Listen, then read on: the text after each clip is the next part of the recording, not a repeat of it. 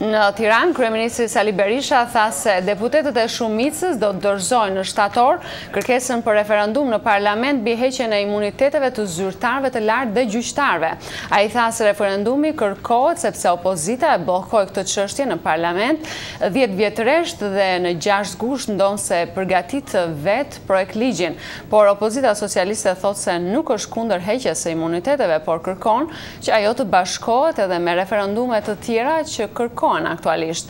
Kryeministri Berisha komentoi në konferencën e shtypit edhe për shkarkimin e ish drejtuesit të Shishit Barish Shaqiri. Korrespondenti ynë Iliriana Golli njofton nga Tirana. Kryeministri i Shqipërisë Sali Berisha njoftoi sot se deputetët e koalicionit qeveritar do të dorëzojnë në parlament brenda 2 javëve të para të shtatorit kërkesën për referendum mbi heqjen e imunitetit të zyrtarëve dhe gjyqtarëve, si një çështje që është ngritur vazhdimisht nga qytetarët shqiptar dhe nga Bashkimi Evropian. Zoti Berisha tha se kjo kërkesë për referendum vjen nga fakti se Partia Socialiste në pushtet dhe në opozit për afro 10 vjet ka penguar me mënyra nga më të ndryshme të përpjekjet për të hequr imunitetin e zyrtarëve të lartë. Në asnjë mënyrë nuk mund të dekurajohemi nga pengesat që nxjerr zoti Rama. U faktua tashmë se ai në asnjë variant, në asnjë një variant të vetëm, nuk pranon të votojë. Kur ai nuk votoi në parlament me 6 gusht ligjin që firmosi vetë me përfaqësuesit e tij.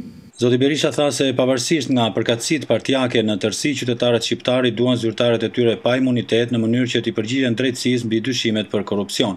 Zoti Berisha tha se kërkesa e deputetëve të shumicës do të bazohet në nenin 155 të Kushtetutës që lejon qeverinë 1/5 e deputetëve dhe 50.000 qytetarë me nënshkrime të kërkojnë referendum. Uroj dhe shpresoj që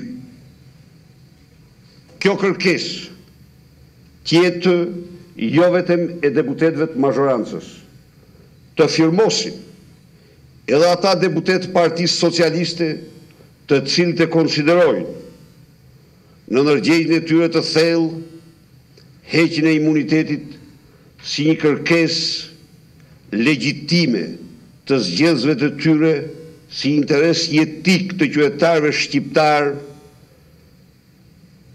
për marrjen e statusit të vendit kandidat dhe luftën kundër korrupsionit.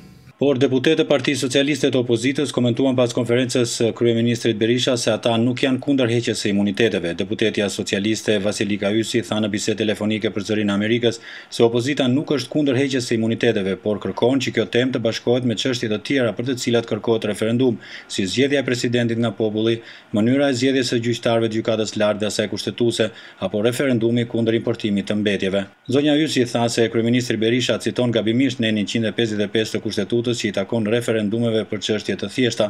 Për referendumet që kërkojnë ndryshime kushtetuese është neni 177, thot ajo, që kërkon 2/3 e votave të deputetëve, madje edhe pasi vendos parlamenti brenda 60 ditësh gjykata kushtetuese shprehet për kushtetutshmërinë e këtij vendimi. Nga ana tjetër, kryeministri Berisha ju përgjigj pyetjeve edhe për shkarkimin e ish drejtuesit të Shërbimit Informativ Shtetëror Barish Shaqiri. Si shkak të para i përmendi kohën e gjatë në detyrë dhe pa mandat të papërcaktuar të zotit Shaqiri, ndërsa shkaku i dytë sipas tij ishte mos informimi i qeverisë për dhunën që po përgatitej në 21 janar, e cila sipas tij u bë një nga ngjarjet fuqiste më tragjike të Shqipërisë. Institucioni i vetëm që me ligj varet nga kryeministri i vendit. Shërbimi informativ varet nga kryeministri i vendit, thot ligji, i bërë nga parasit e mi. Nuk dha qoftë dhe një germ informacion.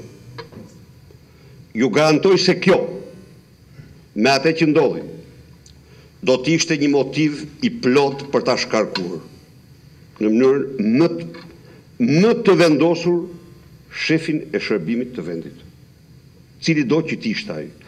E bëri me qëllim apo pa qëllim, kjo është çështje e tij, s'është çështje imja. Por unë kam bërë deklaratën time. Zoti Berisha shpjegoi edhe arsyet se pse vendosi ta kërkojë shkarkimin me presidentin Eribu Jarnishani dhe jo me ish presidentin Bamir Topi të zotit Shaqiri, duke theksuar nga ana tjetër se bashkëpunimi me Shtetet e Bashkuara të Amerikës për çështje të sigurisë është në nivele shumë të mira dhe të shkëlqyera dhe sipas tij do të forcohen akoma më tej. Për Zërin e Amerikës, Iliriana Golli, Tiranë.